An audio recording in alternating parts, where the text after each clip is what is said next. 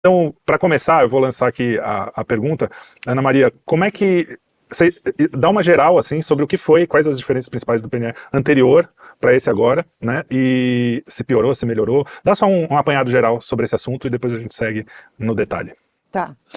Bom, em relação ao PNE passado, né, que teoricamente já deveria ter vencido, né, mas foi prorrogado, a grande maioria das metas não foram cumpridas, o que não chega a ser ruim, porque a maioria das metas eram bastante ruins. Só havia, de fato, uma meta, uma ou duas relacionadas à qualidade da aprendizagem em si. E essas também avançaram muito poucas. As outras, a maioria das outras eram relacionadas a, assim, capacitação de professor, aumento no percentual de estudantes em tempo integral. Só que aí a gente vê assim, um percentual X de professor tem que ter mestrado. Aí a gente vai ver a qualidade do mestrado que é oferecido para esse professor, a gente pensa, ainda bem que ele não fez esse mestrado, né? Ainda bem que ele não enveredou por aí.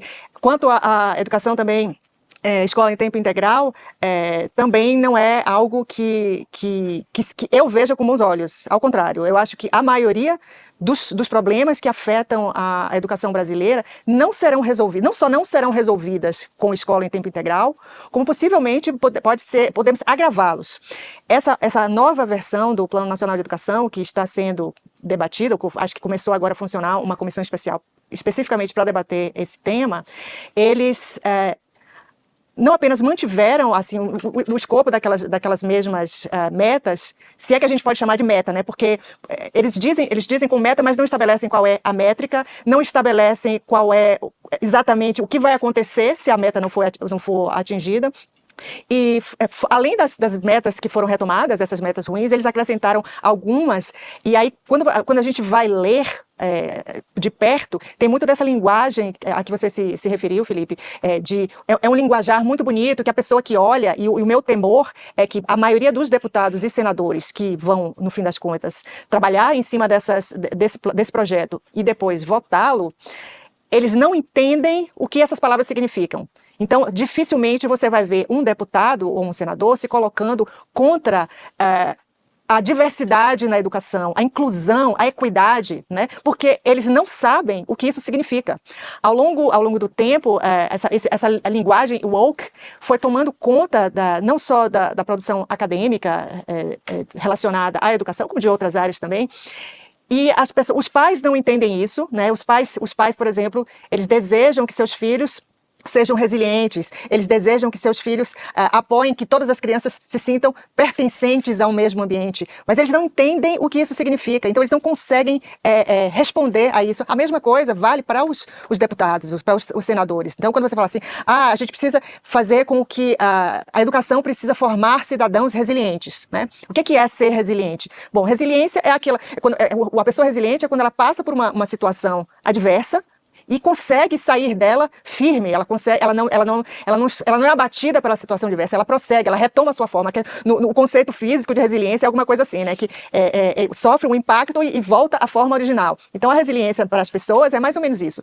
Só que na linguagem woke, ser resiliente é você ver que você está sendo desrespeitado no seu direito individual e calar, não responder, caso você pertença a um dos grupos reconhecidos como opressores. Então, aí tem aquela disputa, você tem que ver a posicionalidade da pessoa. Então, entre uma menina e um menino que se identifica como menina, a menina é opressora. Então, se ela se vir numa situação em que ela tenha, por exemplo, que compartilhar o vestiário dela com um menino que se identifica como menina, ela precisa ser resiliente, aceitar calada. Ela precisa ser resiliente, porque é preciso que a outra pessoa se sinta pertencente àquele ambiente. Ela precisa ser incluída. Então aí você entende o que significa incluir, o que significa ter assim, o sentido de pertencimento e o que significa ser resiliente. Seu filho, se tem o seu filho lá, o seu filho é branco, o seu filho é cristão, ele precisa ser resiliente e não querer dar a opinião dele toda hora, ele precisa ouvir calado. Ele pertence a um grupo opressor, né? Dois, né? Ele é branco, ele é cristão, ele é hétero, nossa, ele é o último a falar. Isso incomoda ele, mas então ele precisa aprender a ser resiliente e ficar esperando calado. Se só houver uma oportunidade dele concordar, ele vai ter. Discordar, ele não vai ter essa oportunidade. Mas se houver uma oportunidade para ele dizer sim, eu apoio, aí ele espera que vai chegar a vez dele. Então, assim como esses 3 termos, há muitos outros. E esses termos estão presentes abundantemente no projeto do novo Plano Nacional de Educação, diferentemente do antigo, né? Então vieram as metas ruins e agora com uma roupagem woke.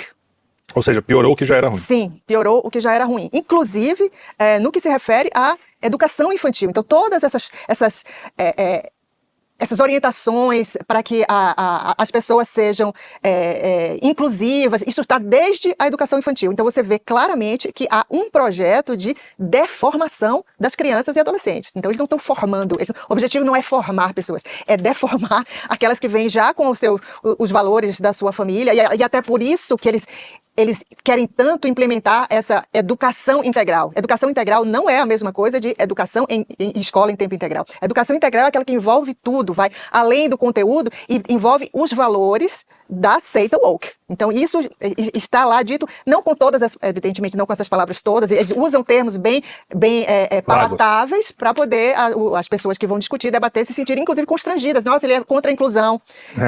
Porque a pessoa tem na cabeça que inclusão é incluir as pessoas que têm alguma deficiência. Não é mais isso. Quando os woke falam de inclusão na educação, não estão se referindo a crianças com alguma deficiência, em atendê-las, e tentar fazer com que elas consigam atingir o seu potencial. Não é mais isso. Eles vão usar essa desculpa para enganar as pessoas, mas no fundo incluir significa excluir quem não concorda conosco, quem não adere à pauta. Muito bem. Arthur,